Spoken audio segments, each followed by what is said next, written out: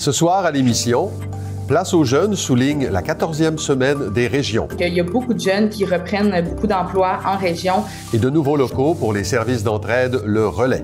Ça fait plus de 3 ans qu'on cherche un nouveau local pour toutes nos activités. En entrevue, je reçois la Dr Lynne Couture, avec qui il sera question des listes d'attente en chirurgie. Tout le monde sur le terrain veut que ça avance. Je m'entretiens également avec le maire de Mirabel, Patrick Charbonneau, à propos des accidents fréquents à l'intersection du chemin Saint-Simon et du rang Saint-Rémy. Est-ce que ma vie vaut plus que 15 secondes, 1 minute de temps que je vais gagner? Enfin, Maude Pilon-Bernier nous présente de jeunes joueuses de baseball qui représenteront le Québec au Japon. C'est les meilleures filles au Canada qui se regroupent là. En ce moment, c'est surtout des filles du Québec. Bienvenue à Accès local.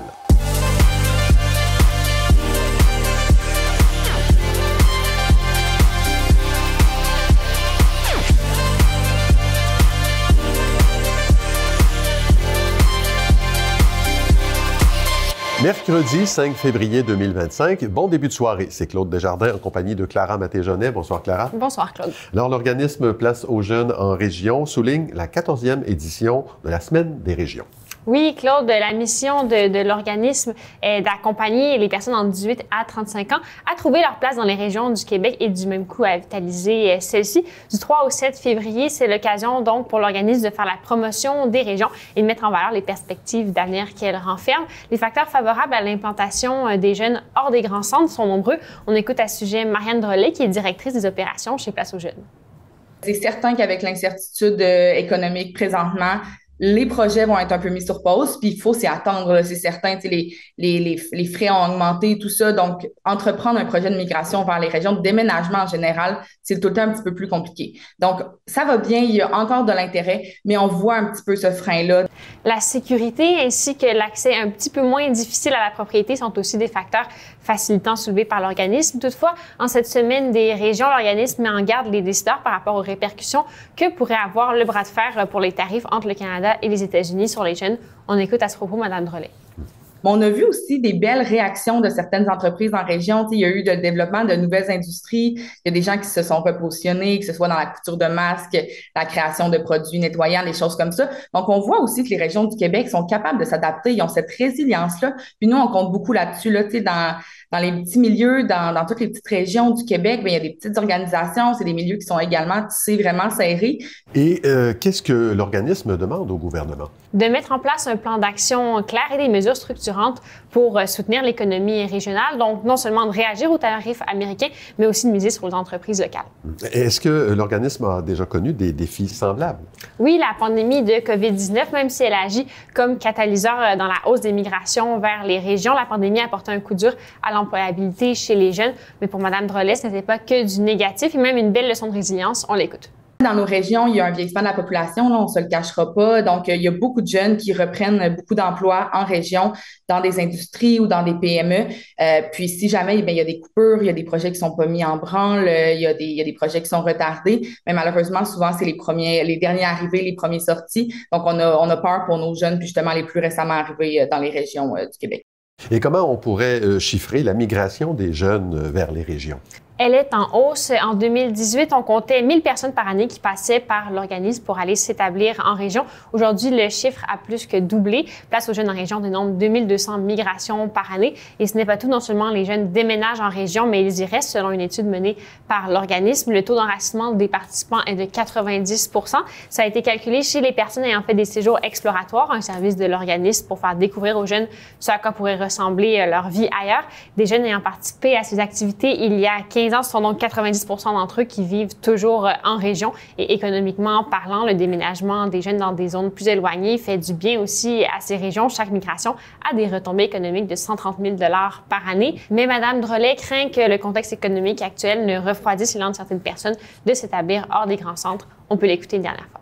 C'est certain qu'on parle d'une certaine qualité de vie qui est juste différente de la ville, mais qui est tout à fait là. Donc, l'accès à la nature, le temps qui est beaucoup plus disponible, donc de ne pas avoir à faire beaucoup d'auto, moins de trafic, puis aussi l'aspect de communauté. Là. Ça, on ne se le cachera pas, c'est certain que ça vient jouer beaucoup là, d'avoir un groupe de voisins avec qui tu peux échanger. Merci Clara. On se revoit plus tard dans l'émission. Il sera question du déménagement des services d'entraide Le Relais. À plus tard, Claude.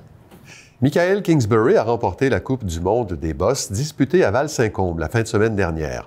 Il a remporté l'épreuve en individuel le vendredi, puis en parallèle le samedi. Kingsbury a gagné contre le Français Benjamin Cavet lors de la grande finale. Grâce à ses victoires, il remporte la 96e médaille d'or de sa carrière dans le circuit des Coupes du monde. Michael Kingsbury prendra part jeudi prochain à l'épreuve des bosses de la Coupe du monde de Deer Valley en Utah. Selon le bilan de l'évolution du marché du travail en 2023 de l'Institut de la statistique du Québec, les salaires connaissent une hausse dans les Laurentides, mais celle-ci reste inférieure à l'inflation actuelle. Le revenu d'emploi médian des 25 à 64 ans dans la région est de près de 57 000 $, comparativement à près de 55 000 $ en 2022. C'est une hausse d'un peu plus de 4 %. Le nombre de personnes en attente d'une chirurgie au Québec oscille autour de 160 000 depuis 3 ans, à peu près 10 000 pour les Laurentides. Une situation qui pourrait changer, du moins c'est ce que tout le monde souhaite. Un fonds de 475 millions de $ est d'ailleurs disponible à cette fin. J'en discute avec la Dr Lynne Couture, qui est présidente de l'Association des médecins omnipraticiens des Laurentides, de Laurentides-Lanaudière, pardon. Dr Couture, bonsoir. Bonsoir. Bon, on peut pas dire qu'il s'agit là vraiment d'une nouvelle, puisque ce fonds-là existe depuis 2 ans. La nouveauté, c'est que le dossier se trouve désormais entre les mains de la nouvelle agence de santé pour fin d'analyse, dit-on. Est-ce que selon votre compréhension des choses, il faudra encore attendre avant de voir apparaître un plan là, de rattrapage rapide et efficace pour réduire les listes d'attente? Écoutez, c'est sûr qu'il faut donner le temps à Santé Québec de se saisir du dossier, puis d'asseoir les parties prenantes, puis trouver des solutions pour faire avancer ça. Mais je pense que tout le monde sur le terrain veut que ça avance. Les patients veulent leur chirurgie, puis on est certainement derrière ça. D'accord. Et ce plan-là, disiez-vous tout récemment là, sur les ondes de CMFM, va permettre d'abord aux patients en attente d'espérer obtenir une consultation, pas nécessairement une chirurgie. Ça, expliquez-nous la mécanique des choses, là. Qu'est-ce qui se passe entre la consultation et la chirurgie elle-même? Bien, en fait, ce qui arrive, c'est que, vous savez, quand les listes d'attente sont désespérément longues, c'est sûr que ça peut démotiver les chirurgiens à avoir davantage et davantage de patients. Je dis pas qu'ils n'en voient pas, mais c'est sûr que c'est plus, sachant que tu n'es pas capable d'opérer, tu te dis, ben c'est un peu démotivant, puis on les comprend. Alors, c'est sûr que si on arrive à faire tourner ces trous-là, donc les chirurgiens voient les patients, les opèrent, les patients sont contents, les chirurgiens sont contents, ils veulent en voir plus. Nous, ça nous permet de nous délivrer également de ces patients-là qui, vous savez, quand ils attendent le patient pour sa consultation, puis là, je dis l'orthopédie, mais j'aurais pu dire n'importe quoi, il attend, il a mal à sa hanche, il a besoin d'une prothèse de hanche, puis ça lui prend 1 an ou quelque chose comme ça avant d'avoir une consultation en orthopédie. Le patient, il me voit peut-être une couple de fois, puis malheureusement, ce qu'il a besoin, c'est sa chirurgie. C'est pas tant de me revoir moi, mais je le comprends qu'il ait besoin de revoir, qu'on essaie de trouver des solutions pour sa douleur en attendant. Vous avez mentionné orthopédie, chirurgie orthopédique. Bon, vous référez, là, comme omnipraticienne, vous référez les patients à des spécialistes. Pour quel type de chirurgie il y a le plus d'attente en ce moment? Bien, écoutez, il y en a beaucoup, effectivement, en orthopédie. Il y en a, en fait, je pense que la plastie est un problème aussi, la chirurgie plastique. Puis, tu sais, la chirurgie plastique, là, c'est beaucoup plus que juste de l'esthétique. Là. On parle pas d'esthétique ici quand je mentionne ça. Il y en a donc en ORL, il y en a dans vraiment plusieurs. La majorité des spécialités sont pas nécessairement à jour. Ils vont tous en bénéficier, mais il y en a plus que d'autres. L'ophtalmologie également va en bénéficier. Oui. Bon, cette attente-là, pour certains patients, patientes, elle est très longue, au-delà d'1 an. Est-ce que, qu'est-ce que ça change ça, dans la condition du patient? Est-ce que son état peut s'aggraver? Bien certainement. Puis je reviens à un exemple du genou parce que je pense que tout le monde marche puis tout le monde connaît ça. Donc vous avez mal à votre genou. Quand vous marchez, ça fait mal. Qu'est-ce que les gens vont spontanément faire? C'est marcher moins. Malheureusement, il faut pas arrêter de marcher parce que on se déconditionne, on peut prendre du poids, ça fait prendre plus de douleur. Et là, l'excursion du genou, là, la flexion puis l'extension du genou va en perdre. Puis ça, des fois, ça peut causer des impacts négatifs sur l'opération. C'est-à-dire que les chances d'avoir un succès après peuvent être moins grandes parce que le patient était ce qu'on appelle déconditionné, il était moins en forme. Donc, quand on est capable de rester assez bien, si je peux dire, de conditions générales pour être opéré, ça aide, c'est certain. Et j'imagine que l'attente, si le cas s'aggrave, est-ce qu'il faut prévoir un autre genre d'opération? Est-ce que ça peut aller jusque-là? Écoutez, là, je ne rentrerai pas dans ça, parce que ça, c'est vraiment, je vous dirais, le rôle du chirurgien, analyser la situation, mais j'allais aussi ajouter, on peut voir des cas qui vont devenir dépressifs. Tu sais, je veux dire, tu perds ton emploi parce que tu n'es pas capable de travailler parce que tu as trop mal, l'insécurité financière qui peut se mettre de la partie. Pour des patients, là, c'est vraiment une roue qui tourne du mauvais bord et ça peut être dramatique. Et vous, là, personnellement, professionnellement, comment est-ce que vous réagissez au fait de savoir qu'il y a des fonds qui sont là depuis 2 ans et qui n'ont pratiquement pas été dépensés? Là, il y a une question systémique, là, probablement. Il y a une question systémique. Je pense que c'est sûr que c'est navrant de savoir que pendant 2 ans, les gens n'ont pas pu avoir leur chirurgie. Il y a, j'espère, fort probablement de bonnes raisons. On s'entend qu'il y a un manque de personnel, qui soit infirmier, qui soit des inhalothérapeutes également, qui peut faire partie des réponses.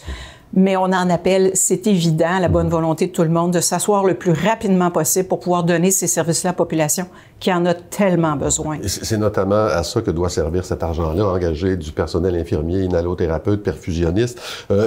Donc, il reste à voir ce que contiendra le plan à venir chez Santé Québec. On aura sûrement l'occasion de s'en parler. Dr Lynne Couture, présidente de l'Association des médecins omnipraticiens de Laurentides-la-Naudière, merci beaucoup d'avoir été avec nous. Ça fait mon plaisir. Merci. La ville de Rosemère complète ses activités de conservation et de protection de la forêt du Grand Coteau en faisant l'acquisition de 3 lots supplémentaires situés à l'extrémité du sud-ouest de la forêt. Ces lots, totalisant près d'1 demi-hectare, viennent conclure le projet d'acquisition de milieux naturels de grande valeur écologique. Ce projet permet de protéger ces espaces verts de tout développement immobilier. C'est près de 21 hectares de forêt qui seront protégés. Ce territoire s'inscrit dans le cadre de la trame verte et bleue du Grand Montréal et sert à consolider le corridor forestier du Grand Coteau. La ville de Mirabel invite la population à se mobiliser pour soutenir les personnes en détresse, briser les tabous et encourager une action collective dans le cadre de la 35e édition de la Semaine de prévention du suicide qui se tient cette semaine jusqu'au 8 février. Sous le thème « Mieux vaut prévenir que mourir », ce rendez-vous annuel a pour but de sensibiliser la communauté à l'impact du suicide sur les individus et les familles. À Mirabel, le Centre prévention du suicide Le Faubourg est disponible pour offrir du soutien. C'est au Japon, paraît-il, que l'on forme les meilleures joueuses de baseball au monde, raison pour laquelle une jeune joueuse de Saint-Joseph-du-Lac prendra bientôt part à un camp de perfectionnement dans ce pays. Je laisse Maude Pilon-Bernier vous la présenter.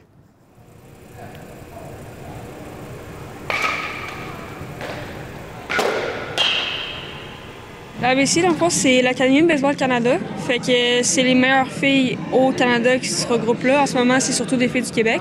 Mais on veut pousser pour avoir des filles éventuellement d'ailleurs aussi. On a eu des anglophones qui sont venus faire un tour dans les dernières années. Puis ça implique, c'est beaucoup de coachs qui s'assurent qu'on soit des joueuses expérimentées qui ont des connaissances, mais aussi des personnes dans la vie de tous les jours. Fait qu'ils, oui, nous coachent pour être des meilleurs joueurs de baseball, mais aussi pour des meilleures personnes en général. Donc, c'est pas une équipe, un titre d'une équipe sportive, c'est vraiment une organisation au complet? Exactement. C'est vraiment, on s'entraîne à l'année longue, puis on s'en va, on fait 2 voyages à peu près par année. C'est séparé, cette année, c'est séparé en 2, fait qu'il y a les secondaires puis le cégep. Moi, je suis au cégep et on s'en va au Japon bientôt. D'où est partie cette idée-là d'aller au Japon pour trouver l'expérience dans le baseball? Je pense que c'est parti du fait que le Japon et le Canada, il y avait un lien avant également. Puis on veut recréer ce lien-là avec eux autres pour éventuellement être capable d'avoir des échanges avec eux parce que leur façon de jouer est extraordinaire. Ils sont championnes du monde depuis plus de 20 ans. Fait que d'apprendre d'eux autres, fait que de créer des échanges, qu'on puisse nous autres aller là-bas, qu'eux autres puissent venir ici, puis éventuellement que ça devienne commun. Qu'est-ce que vous allez faire là-bas? On va jouer contre des équipes là-bas du Japon. Dans le fond, le Japon, c'est le pays le mieux développé pour le baseball féminin. Donc, ils ont des ligues high school, collégiales, universitaires que nous autres, on n'a pas. Fait qu'on va aller là-bas pour apprendre de leur leur façon de jouer, puis on va pouvoir apprendre leur façon d'être, le respect qu'ils ont envers le jeu, puis ramener ça au Québec pour éventuellement améliorer. Comment vous avez été approché? Est-ce que c'est toute l'équipe de ABC qui peuvent participer ou vous avez vraiment été choisi, niché quelques-unes d'athlètes féminines en baseball qui sont vraiment c'est celles-là qui désirent y aller? Dans le fond, c'est tout, comme j'ai dit plus tôt, l'ABC, c'est comme séparé en deux cette année, fait que c'est toutes les plus vieilles. Fait que les athlètes post-secondaires, c'est-à-dire cégep universitaire, on s'en va au Japon, puis après, si l'athlète décide d'y aller ou pas. Fait qu'il n'y a pas eu de choix d'athlète, c'est vraiment les athlètes post-secondaires qui peuvent y aller. Puis toi, tes attentes, pourquoi tu as décidé d'y aller? Ça t'intéressait? Est-ce que tu as un objectif pour améliorer certaines habiletés dans le futur? Ah ben c'est sûr que les joueuses du Japon, ils ont une façon de jouer particulière. Eux autres qui utilisent beaucoup de bunt, de baseball IQ. Puis ça rend leur game de baseball plus attrayante aussi. Puis cette année, je suis allée voir la Coupe du Monde, justement, puis je les ai vus en action. Puis c'est impressionnant comment ils jouent, puis comment ils utilisent tous leurs outils, mettons. Tout ça fait qu'en allant là-bas, c'est d'apprendre de tout ça, puis de pouvoir le rapporter ici. Puis moi, j'aime coacher, fait que je veux le transmettre aussi aux plus jeunes. Présentement, je sais que tu travailles fort pour ta carrière, justement, athlétique. Donc, explique-nous un peu d'où tu viens, puis maintenant, là, qu'est-ce que ça prend comme place dans ta vie? Dans le fond, je viens de Saint-Joseph-du-Lac, puis j'ai commencé à jouer au baseball à 8 ans. J'ai déménagé à Trois-Rivières il y a 3 ans pour aller m'entraîner à l'ABC. Je veux aller le plus loin possible dans le baseball féminin. Quelle équipe qui va être disponible quand moi je vais être là, c'est ça que je veux faire. Fait que ce soit professionnel ou pas, le plus loin que je peux me rendre. Présentement, ton horaire, on le sait que vous partez au mois de mars pour le Japon. Ton horaire d'ici là, à quoi ça ressemble une journée typique dans la vie de Élie? À partir de la semaine prochaine, je retourne à Trois-Rivières. Donc, je vais aller au cégep dans la journée. Puis, à 3 heures, on s'entraîne à l'ABC, au baseball 360 à Trois-Rivières. Donc, je fais un entraînement de 3 heures à 5 heures. Après, dépendamment, des fois, je vais faire du extra work ou je vais retourner chez moi faire soit des études ou préparer à souper pour manger avec les filles de ma pension. Super. Un énorme merci, Élie. Vraiment, bonne chance au Japon puis bonne chance pour ta carrière future. Merci. Nos athlètes en baseball féminin ainsi que toutes les organisations derrière elles travaillent très fort pour la reconnaissance de ce sport. On leur souhaite bonne chance au Japon. On est certain qu'elles reviendront grandies de ce voyage-là et qu'elles en inspireront beaucoup d'autres. La ville de Mirabel vient de déposer un nouveau bilan des accidents routiers survenus en 2024 à l'intersection du chemin Saint-Simon et du rang Saint-Rémy. Malgré les demandes répétées en ce sens, on attend toujours de la part du ministère des Transports et de la Mobilité durable des solutions concrètes à un problème bien réel. J'en discute avec le maire de Mirabel, Patrick Charbonneau. Monsieur Charbonneau, bonsoir. Bonsoir. Alors, le bilan 2024 fait état de 22 accidents, 1 décès, 8 accidents avec blessés, 2 délits de fuite. Est-ce que c'est pire que l'année dernière ou c'est à peu près toujours le même bilan chaque année? Je vous dirais que ça se ressemble quand même. C'est certain qu'à chaque année, ça va fluctuer d'une année à l'autre. Ouais. Mais on voit que de plus en plus, il y a des accidents et il faut absolument faire quelque chose pour corriger le tir. Voilà. L'intersection Saint-Rémy, Saint-Simon est située dans un secteur agricole. Là, vous corrigez-moi si je me trompe, à cheval à peu près entre Saint-Canute et Saint-Scolastique. Qu'est-ce qu'elle a de particulier, cette intersection-là? Autrement dit, là, à part la vitesse qui est sûrement en cause, comment on peut expliquer qu'il y ait autant d'accidents à cet endroit-là? Bien, il y a beaucoup de densité routière à cette intersection-là. Donc, les gens sont de plus en plus des adeptes de Waze ou de Google Maps pour trouver des chemins pour contourner un peu la congestion qu'on va avoir. Fait que ça amène vraiment un flot de véhicules beaucoup plus important à cette intersection-là. La grande problématique, moi, je pense que c'est devenu l'impatience des gens de toujours vouloir aller plus vite puis d'essayer de court-circuiter puis d'être capable de gagner du temps au lieu de juste prendre son temps, de bien regarder puis de se dire est-ce que ma vie vaut plus que 15 secondes, 1 minute de temps que je vais gagner? Je pense que quand même, oui, il y a la faute du ministère, il y a la faute d'un paquet de monde pourquoi il y a des accidents, mais je pense qu'en premier lieu, c'est vraiment la personne qui est derrière le volant qu'on essaie de conscientiser. On a d'ailleurs mis de grandes affiches d'avertissement de prudence là, pour rappeler aux gens que c'est pas si pressant que ça là, de pouvoir rejoindre la route. Oui. Monsieur le maire, c'est 2 autoroutes-là sont sous juridiction provinciale, là, ça faut le préciser. Ça fait quelques années là, que vous demandez au ministère des Transports de faire quelque chose. Il y a même un projet d'aménagement d'un carrefour giratoire qui a été annoncé, je pense, en 2022, qui est toujours sous analyse à la Commission de protection du territoire agricole. Je suis sûr que vous n'avez rien contre les agriculteurs, René Rabel. Absolument pas. Est-ce qu'on vous tient quand même, oui, c'est ça. Est-ce qu'on vous tient quand même au courant des avancées là, dans ce dossier-là? Bien, on est tellement au courant qu'on connaît la décision. Dans le fond, là, ça a été refusé par la CPTAQ. Mais à travers tout ça, là, ce qu'il faut déplorer, là, c'est vraiment la lenteur du système administratif. Oui. Parce que ça va avoir pris pratiquement d'une année avant d'avoir une réponse. À un certain moment, je comprends qu'il faut protéger la terre agricole, puis c'est tout à fait légitime, puis il faut aller dans ce sens-là.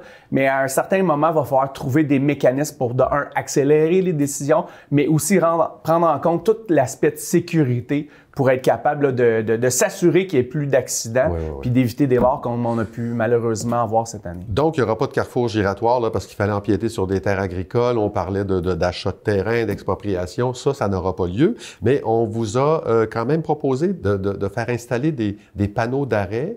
C'est vrai, ça, pour l'été prochain? À la fin du printemps, début de l'été, là, il va y avoir des panneaux d'arrêt. C'est certain que c'est vraiment pas la solution idéale. Puis, comme on dit, il n'y a rien de plus permanent qu'une solution temporaire. Donc, on va mettre ça en attendant. Évidemment, on va s'assurer que ça soit bien identifié, que ça soit sécuritaire. Sinon, on va continuer la pression au niveau du ministère pour vraiment là, parce que la problématique, c'est que les gens sur une longue distance, à une grande vitesse, peut-être ne feront pas toujours ces stops-là. Donc, il faut vraiment s'assurer que la signalisation soit adéquate pour justement sécuriser l'endroit. Mais pourquoi pas les installer maintenant? Ben, j'aimerais ça vous répondre, là, mais le ministère, vous savez comment est-ce que c'est, ils ont sûrement un punch à avoir sur leur feuille à quelque part. Là.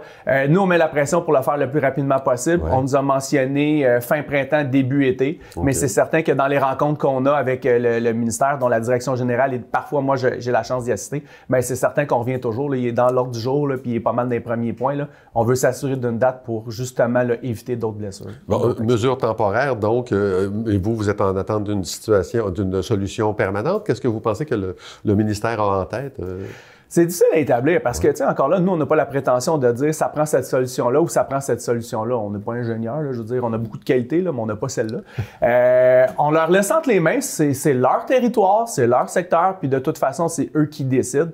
Mais c'est certain que nous, dans notre champ de compétences, ce qu'on a à faire, c'est de mettre de la pression pour s'assurer que des mesures soient prises le plus rapidement possible, puis de s'assurer que si c'est avec un certain délai, ben que ça perde pas de temps, là, que ça ne tombe pas entre deux chaises, là, puis de s'assurer d'avoir des décisions le plus rapidement possible. Bon, ben écoute, la meilleure des chances. Dans la conclusion de ce dossier-là, Patrick Charbonneau, maire de Mirabel, merci beaucoup de vous être déplacé. C'est un plaisir et soyez prudents à cette intersection. Voilà, c'est dit.